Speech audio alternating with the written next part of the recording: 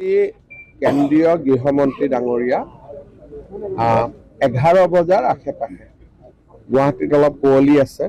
মই ভাবোঁ যে 11টা 11:30টাৰ আগত লেণ্ড কৰিব নোৱাৰিব। তেখেত ইয়ালৈ আহিব। প্ৰথমতে মহাপুৰুষ শ্ৰীমন্ত আবিৰ্ভাৱ ক্ষেত্ৰৰ তেওঁ শুভ উদ্বোধন কৰিব। গুৰু আসনৰ ওপৰলৈকে গৈ গুৰু আসন যিটো একদম হায়েষ্ট ইয়াৰ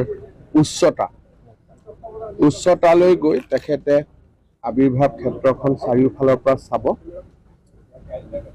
তাৰপিছত তেখেতে নাটঘৰলৈ যাব, য'ত নেকি আমাৰ আইসকলে দিহানাম প্ৰদৰ্শন কৰি গৃহমন্ত্ৰী ডাঙৰীয়াক দেখুৱাব। গোটেই ৰাস্তাটো শংকৰী কলা কৃষ্টি আৰু গায়ন বায়নেৰে এটা আধ্যাত্মিক পৰিৱেশ সৃষ্টি কৰিব। প্ৰকল্পটো কালি উদ্বোধন হ'ব, কিন্তু জনতাৰ বাবে খুলি দিবৰ কাৰণে আমি কিছু আৰু সময় ল'ম, প্ৰায় এমাহ সময় ল'ম।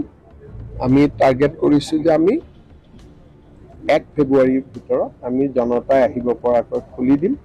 শেষ মুহূৰ্তৰ কিছুমান কাম থাকিব, আৰু কালি যিহেতু ইমান মানুহ সোমাব, অলপ চলপ গছ-গছনিৰ ক্ষতিও হ'ব।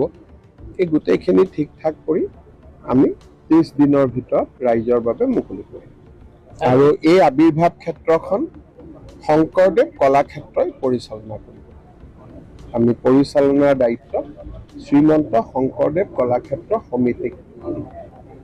স্যাৰ, এইসমূহ ঠাই আগতে বেলেগ বহুত আছিল, আপোনালোকে মুকলি কৰি এখন বিশ্বমানৰ ক্ষেত্ৰ বনালে, আৰু স্যাৰ ভৱিষ্যত আপোনালোকে